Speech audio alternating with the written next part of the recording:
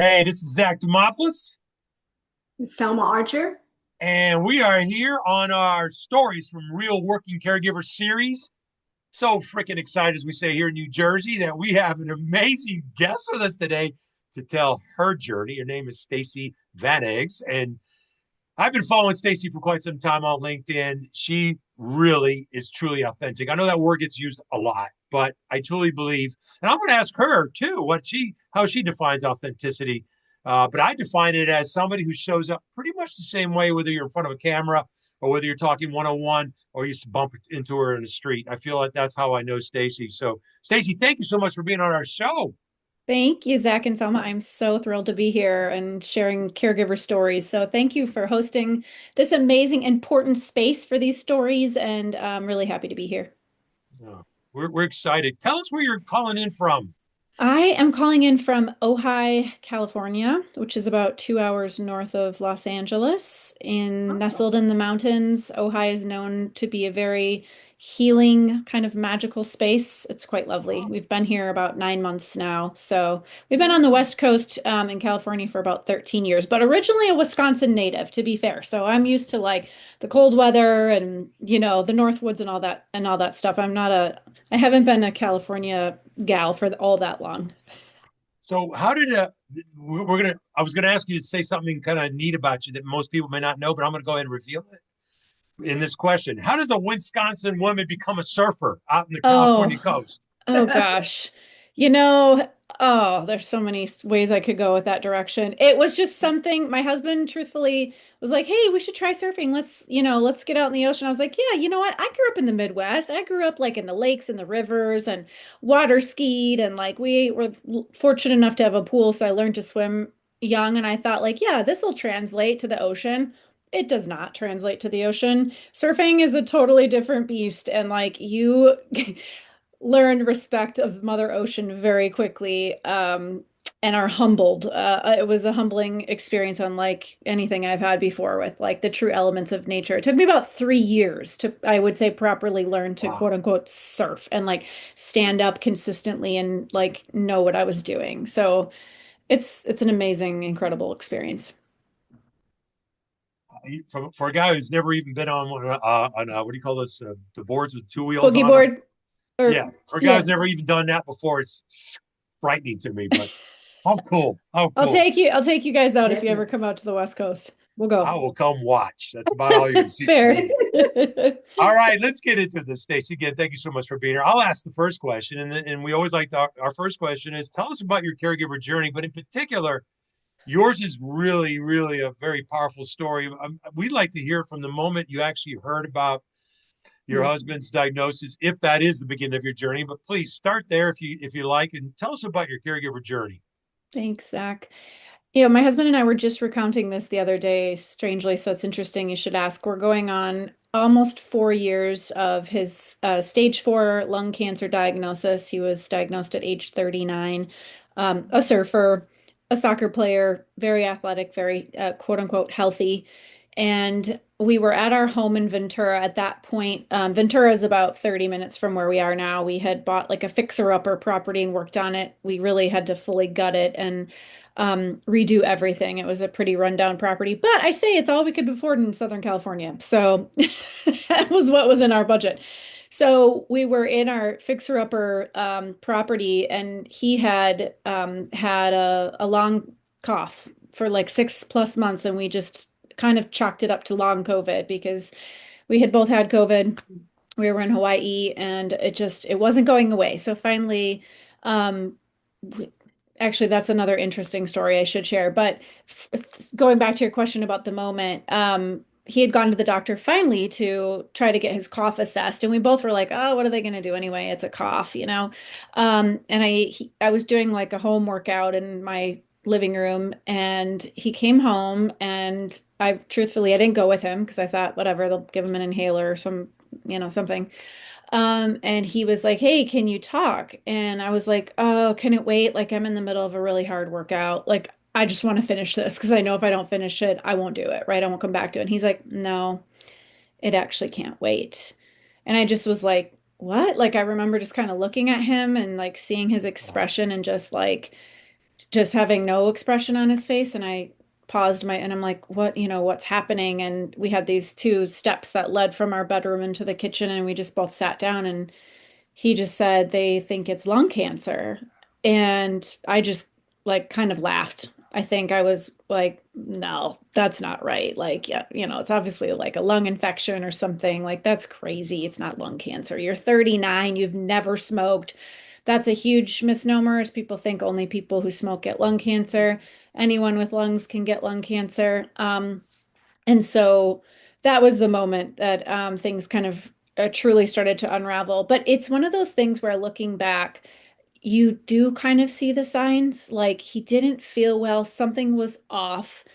And I remember our cat, who's no longer with us, but he went and like sat on Chad was laying on his chest kind of outside, just, and he's not one to like lay around and not do things. He's a very active guy.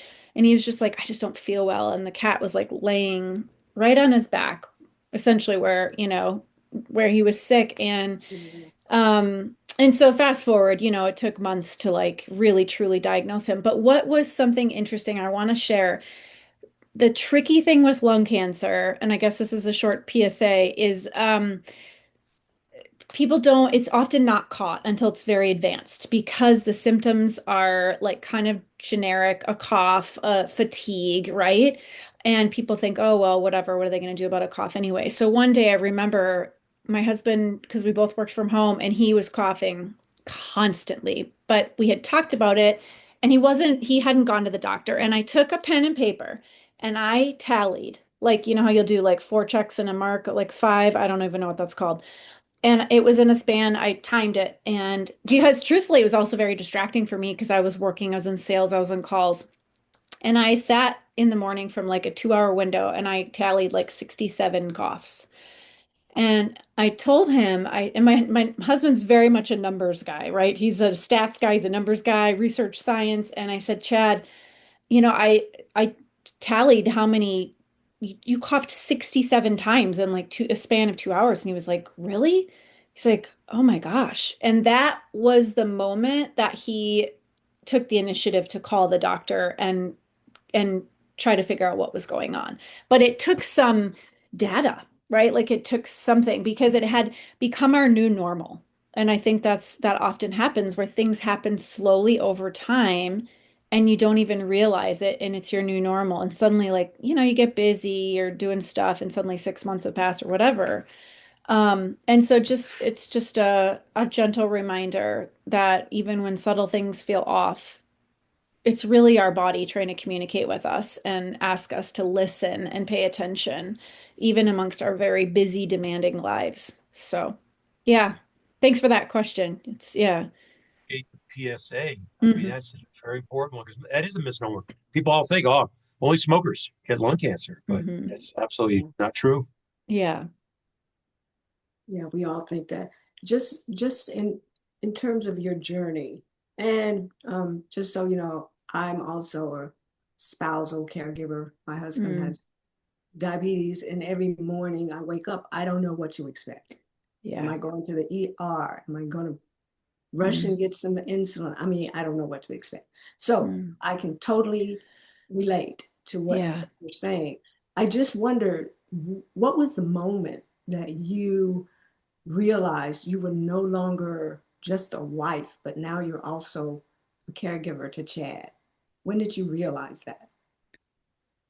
Oh, that's a great question, Selma. I think it was another thing that like happened over time, because it's such a process when you're first diagnosed, and then you have to get this test and this doctor.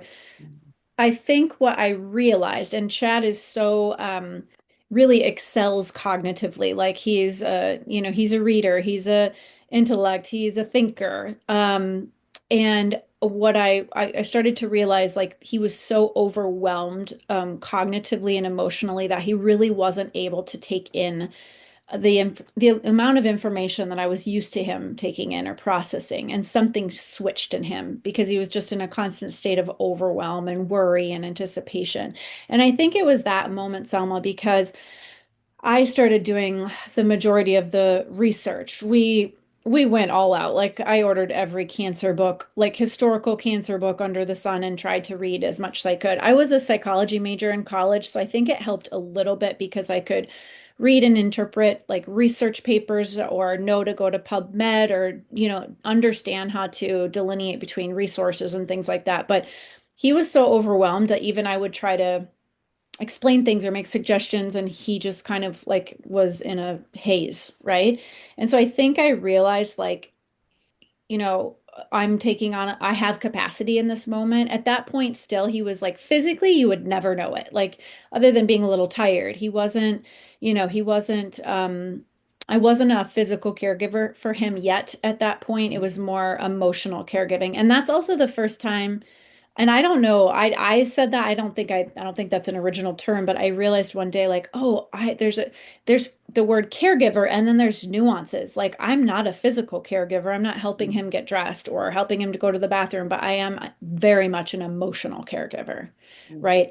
And so I think that is when it started to switch for me because I was so used to Chad being able to do everything, thinking cognitively, and then I saw that shut down.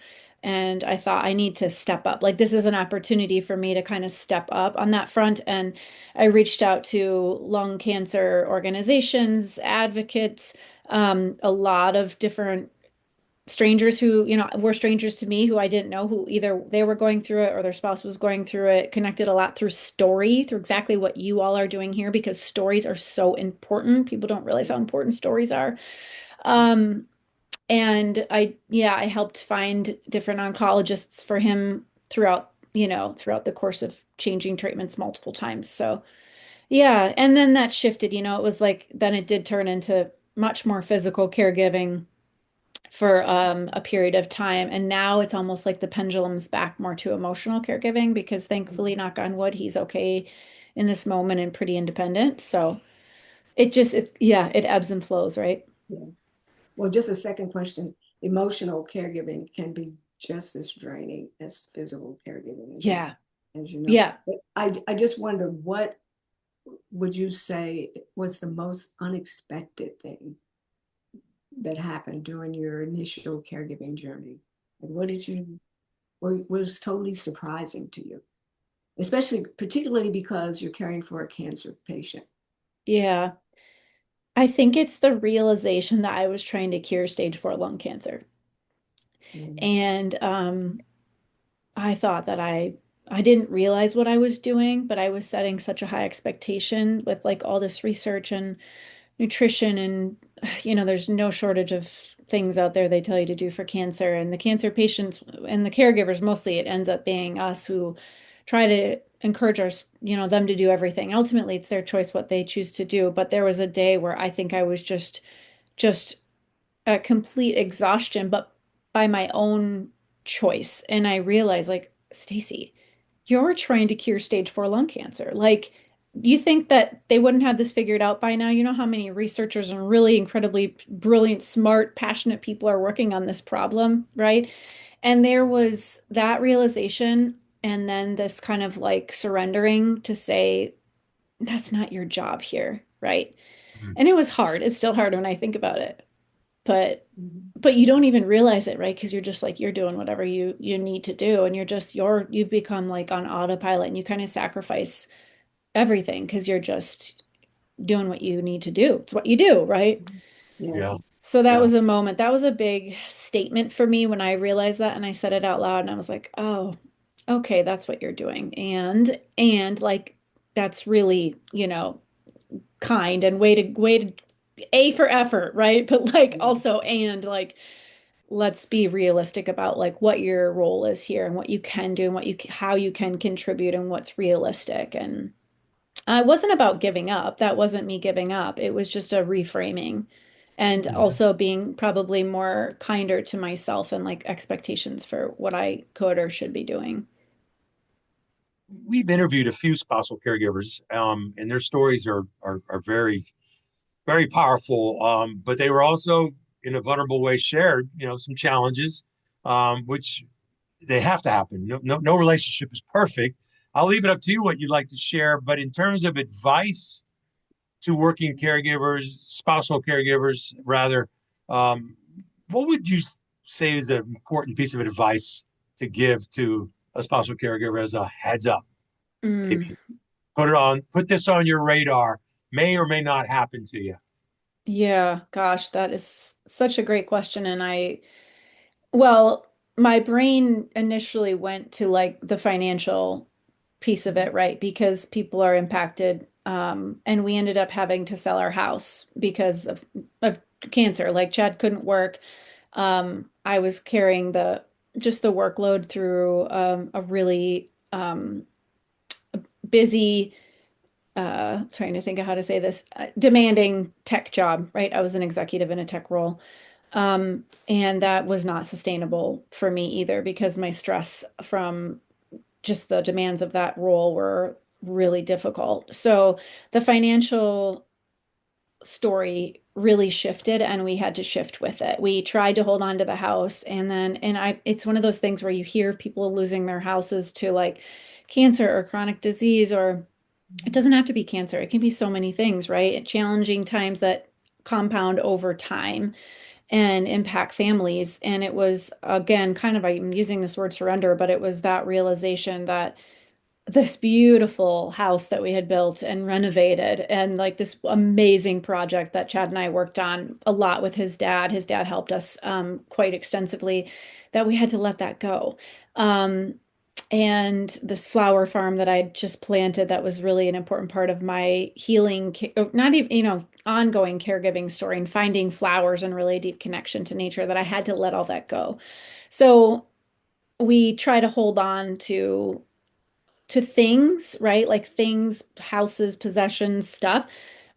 There's some freedom in letting some of that stuff go. And I think also the biggest thing that I'm processing this, Zach, as I talk out loud about your question, it's this and this was really advice that was shared to us from our friend Maggie, who's also a lung cancer survivor, was that you try to hold on to your old self, like specifically for the patient, and then even the care for me, holding on to what Chad was, that version of him, knowing that was changing and shifting, and that the more you try to hold on to the old version or expectations, like the more difficult it is.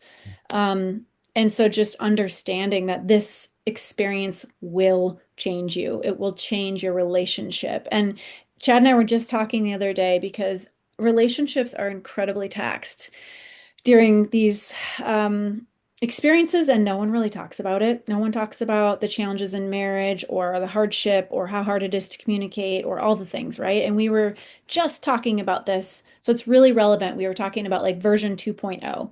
What is our version 2.0? Not the old version when we got married 13 years ago, but like today and going forward. That's financial, that's our connection to each other, how we communicate. Like, yeah, we have this history with each other, but like we're both different people now from this experience, and we're still very much in it. Jed's still very much navigating this, and like we need to change the narrative. We need a new narrative. And that invitation and like making sure that we're both open to that has been really important for us. Thank you. Thank you for sharing that honesty. And how's Maggie doing, by the way? That was great advice Maggie gave you.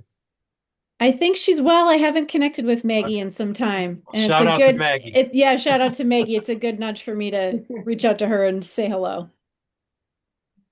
So I was just wondering when you were working, when all this initially started, you were working, he was working, Yeah. did you speak to your employer about what was going on? Were they supportive? Were they flexible? What was that experience like? Can you share?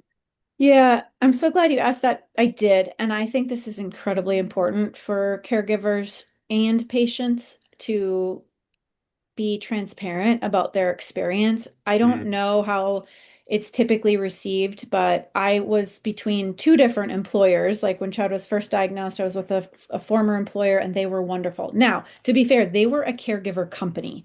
So I Mm. could not have been more lucky to be working with them in this business. It was super ironic. It was a digital caregiver company. And they focused mostly on like childcare and elder care.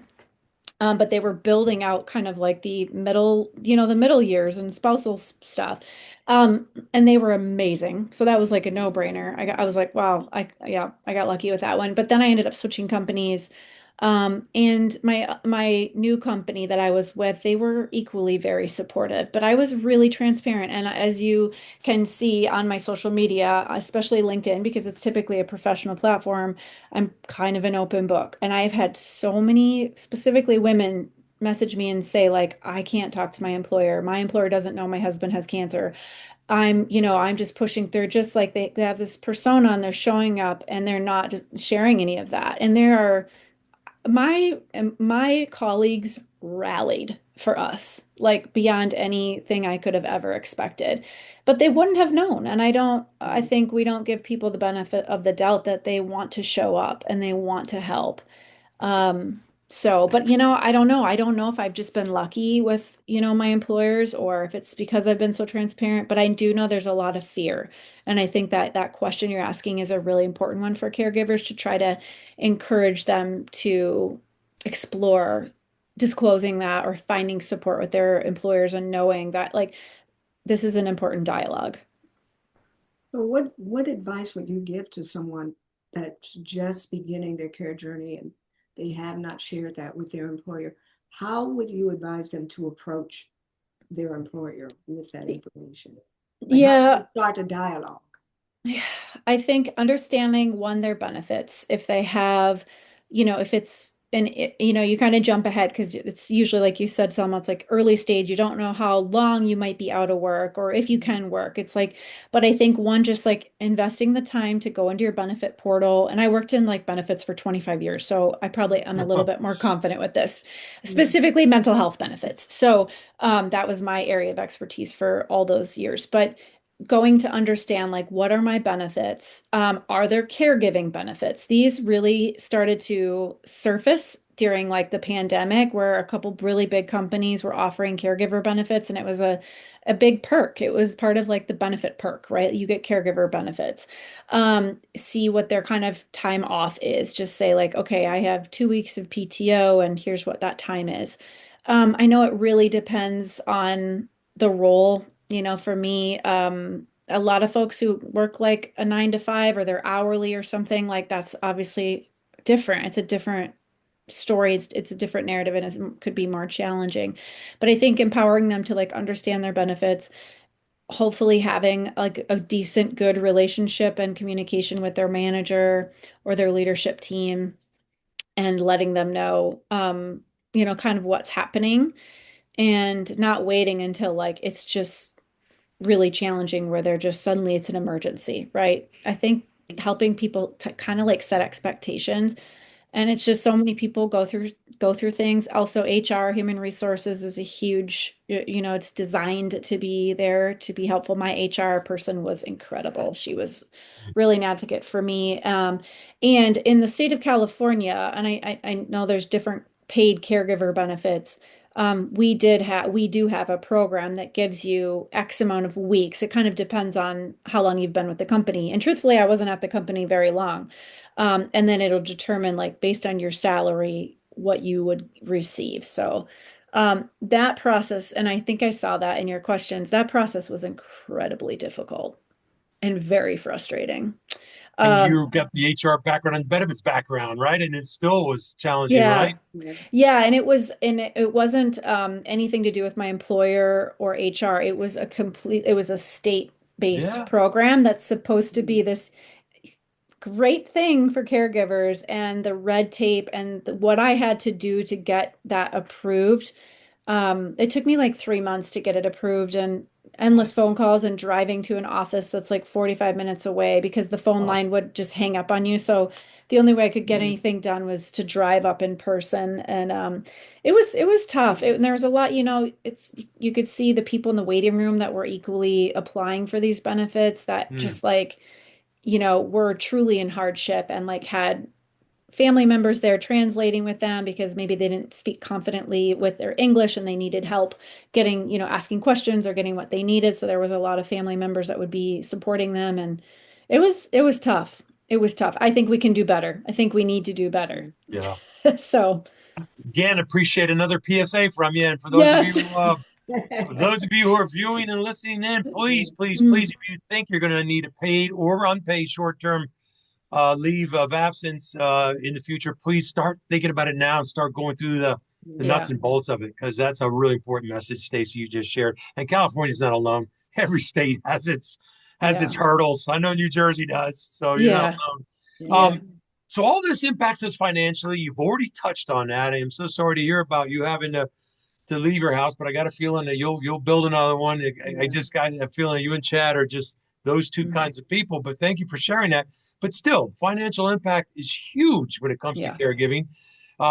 So maybe for those who are listening in, financially, some of us are a little embarrassed to come forward and talk about that. You did a most amazing GoFundMe page. I Mm, loved how you listed on there. This is how we'll be using these funds, by the way, which is very important, right? yeah. How did you get this idea? How did you get the courage to do it? And what would you tell somebody who's thinking about doing it? Mm. Yeah, so we really waited. It was kind of that pride thing that got in the way. Friends encouraged us in the early days of Chad's diagnosis to do a GoFundMe, and we were like, no, no, no. Um, I don't know. It was more ultimately his decision. And so we didn't do it until really we were in true dire straits, when he was in about 3 years in, and it was last year in January, February, had a fully collapsed lung and was hospitalized. And his oncologist was kind of like, I'm sorry, I wish there was more we could do. There's like one more chemo treatment we can try. So he was in really rough shape and at Cedars-Sinai. And there's two parts to that. That was the moment where he decided and was open to the GoFundMe, but I had been writing, for probably 8 years about just unrelated things, right? Like this started well before cancer. It was gardening and flowers. And like I used to have a podcast similar to you both where I interviewed water women and surfers and talked about like this thread of mental health. So I've always been kind of writing or communicating, using communication skills to share ideas or insights or whatever, just connect with community.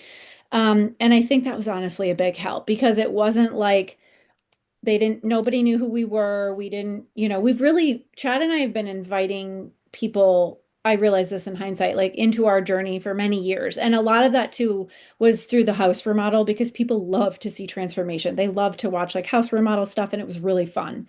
And so we took people with us all on that journey. And so when he got sick, it wasn't like we were showing up for the first time. People knew us. They knew Chad. They knew what he stood for. They knew what kind of person he was. They wanted to support him. And I don't say that to say like, oh, well, if you haven't been writing or sharing or inviting people into your Instagram, like don't do it. Not at all. I think today, any day is a great first day to share a story, like whether it's on your Instagram or with your manager or your boss or a family member or just listening to someone else's story, right?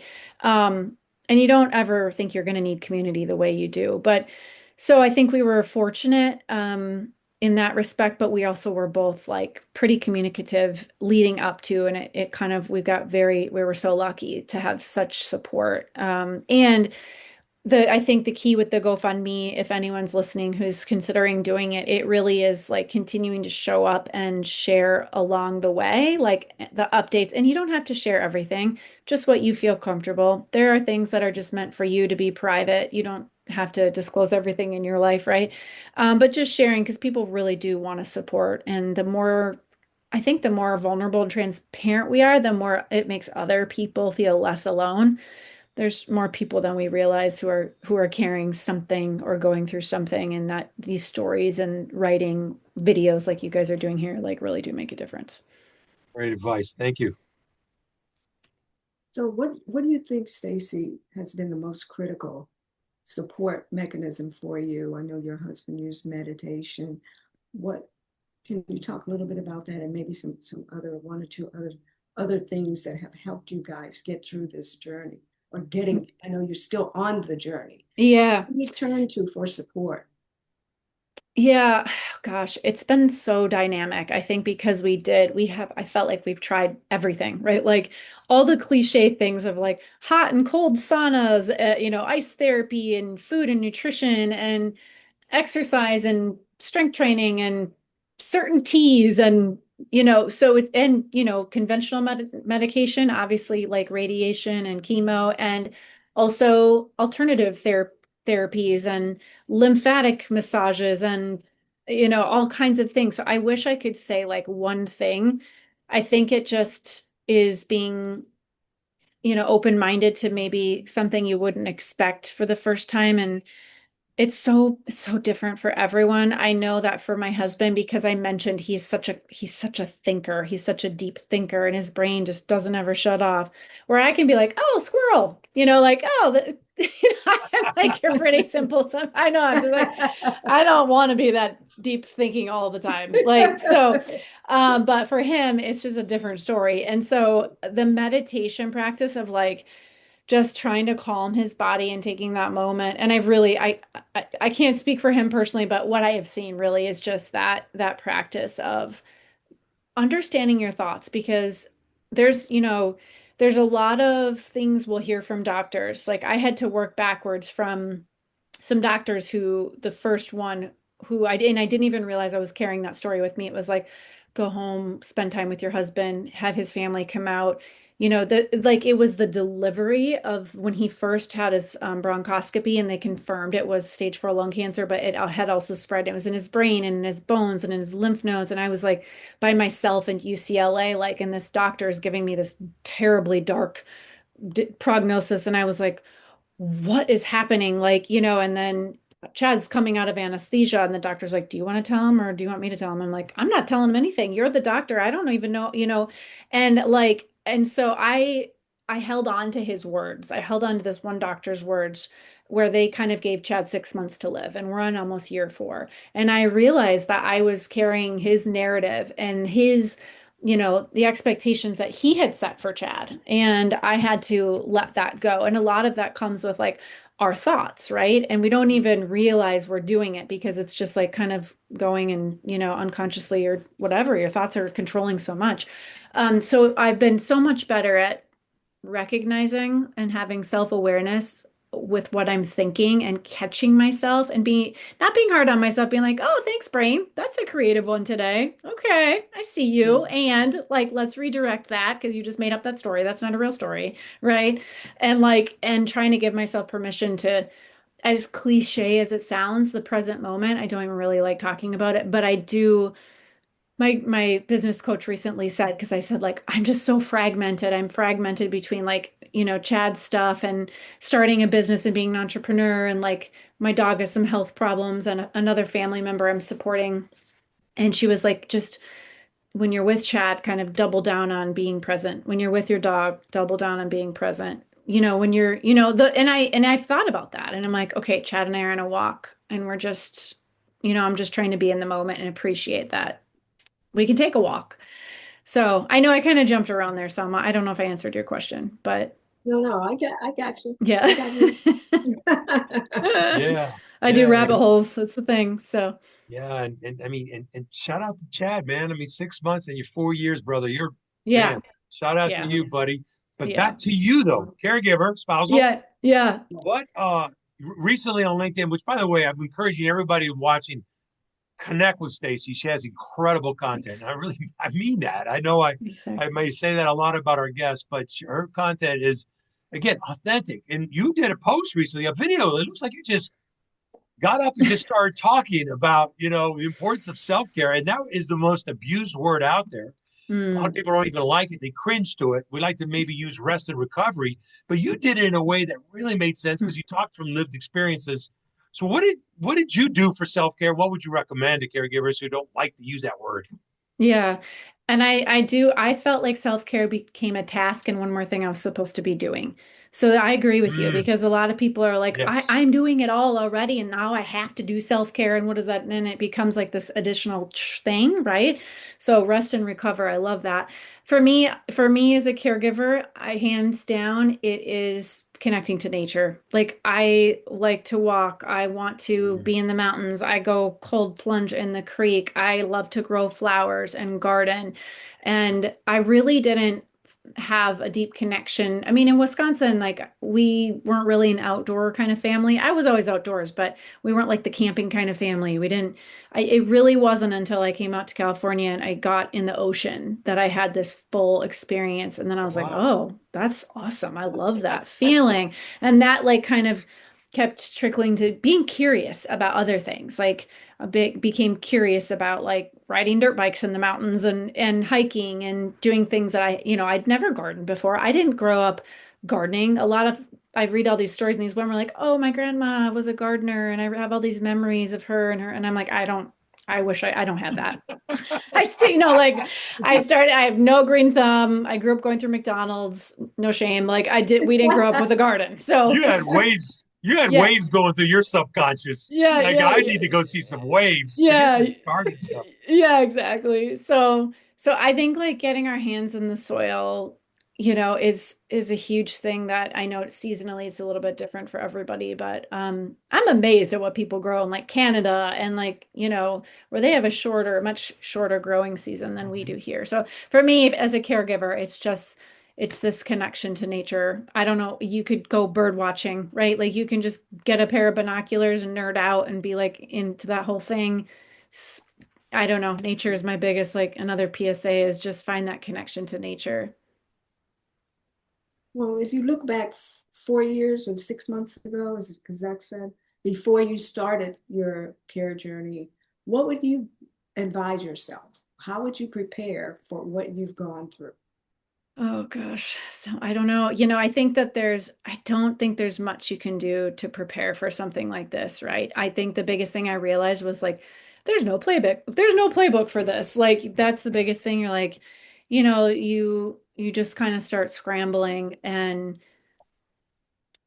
I don't know. That's a really hard question to ask. I think that one thing that's really been helpful for me is like my own self-communication.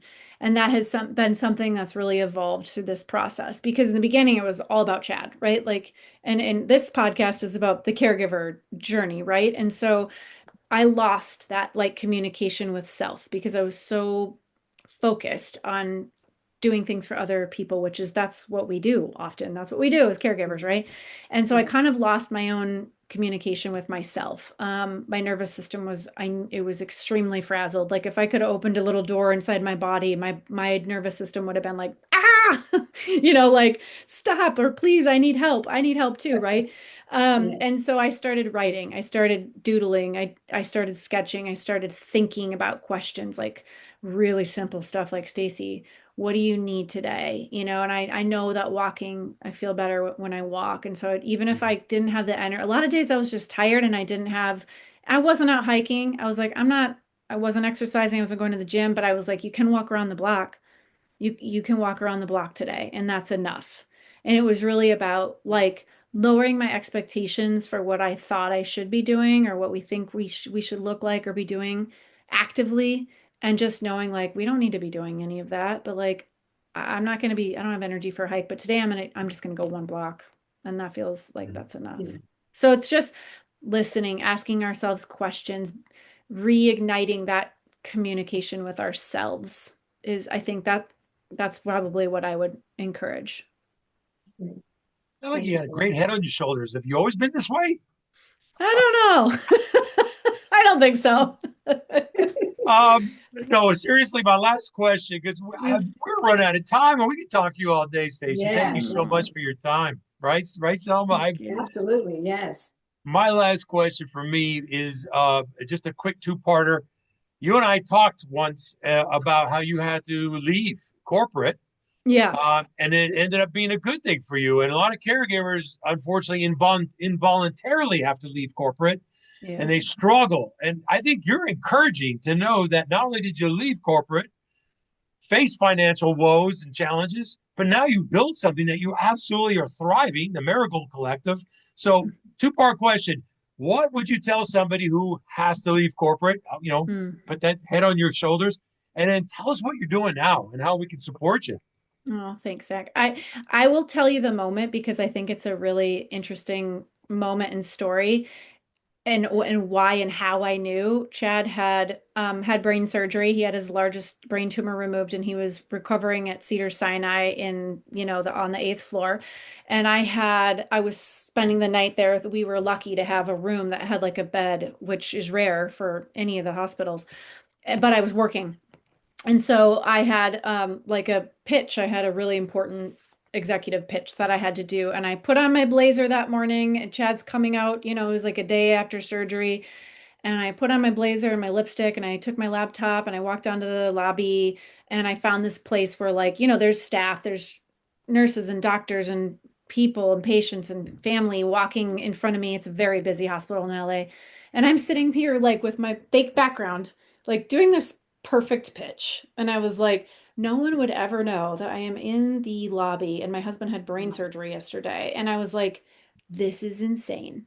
Like that's the moment I was this is crazy. You can't keep doing this. Like you could, but like also this is crazy, right? And like you need to spend time with your husband, and you need to like, and I think that's where truthfully we can have that persona. We can look like we're okay, right? The gentleman who I was on the call with, he knew because I was transparent and I told him, and he was like, can you still do this? Do we need, and I was like, no, I can do it. So I was transparent and I did, it was my choice, but there was also this like, no. And it was, I will tell you, it felt really difficult to leave corporate because, again, I was the only one working. The GoFundMe was incredibly helpful. So, for anyone listening who donated to our GoFundMe, I can't thank you enough. This has really carried us through like one of the most impossible times. And it just shows that like community is incredibly beautiful and supportive and important. And how can we keep supporting each other? Um, and it takes courage and self-belief. Like I might look like I'm thriving in the Marigold Collective. It's still very much a new business endeavor. I come from a family of entrepreneurs, so I remind myself that every day. I think I've always kind of had it in my blood.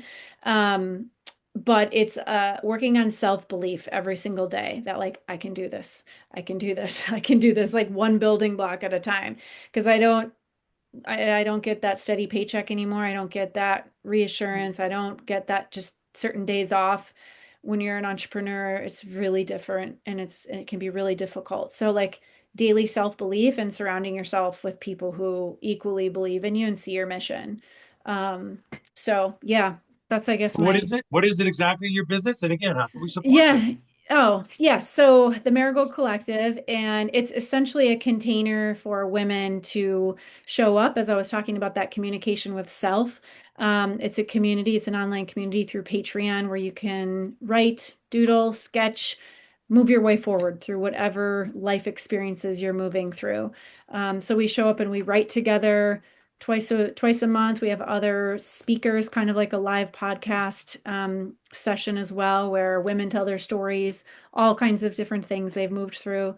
And it's just it's not about being a writer. It's not about being a published author or writing a book or having an outcome. It's really about, it's kind of like the prerequisite to that. It's again, reconnecting with self when we've become so disconnected and learning that language of communication again. And I also do workshops in corporate to work with employees with a similar messaging. And I tend to bring in like flowers and some nature as a botanical experience to reconnect folks with nature, but also with through writing and journaling and reconnecting with themselves and strengthening communication in the workplace. So yeah, it's been a lot of fun. I think And I Selma and was I can just hang out looking, with you, except minus the cold plunges and the I know. surfing. But I think we Fair, can hang out with you. I'm fair. sorry. We Go can ahead, hang out. Selma. Bring us home.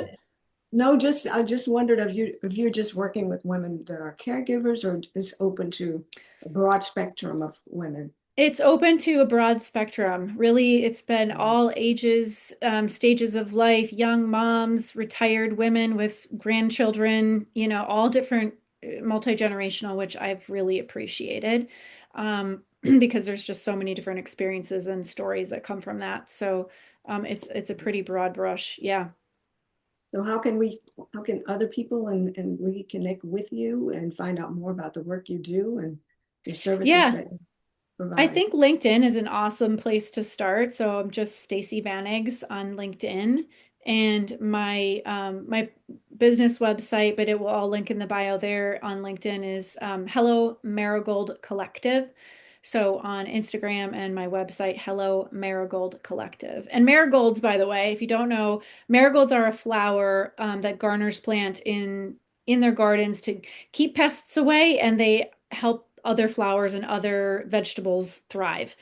So they're planted really, really intentionally because they're a crucial flower to helping others thrive, the whole ecosystem, the whole all the biodiversity. So the little plug to the marigolds. Can you You all send are me marigolds, so thank you for that. can you send me some marigolds? I got some family pests that I need to manage. No, I'm just Yeah. kidding. Can I Yes, I just get that can. taped? Sorry. Stacie, like I said, we could have spent another hour with you. I know we had a ton of Definitely. questions for you, and thank you so much for sharing your story. Oh, thank you Thank you, both. Stacy. It was great to meet Yeah. you. You too. It was a beautiful hour together, and I feel like we could just chat all afternoon. So the hour went way too fast, but thank you for all of the work you're doing for this community, for these voices that are often quiet, silenced. Like this is an incredibly important platform for caregivers and to keep knowing, making sure people know that they're not alone. And Yes. like I've said a few times here, stories really matter. So thank you for the work you both are doing. Oh, thank you for that. We will put all your links in our Perfect. show notes. So thank I you love again it. so much. All right, you two. Great to chat. Don't Bye. quite leave yet.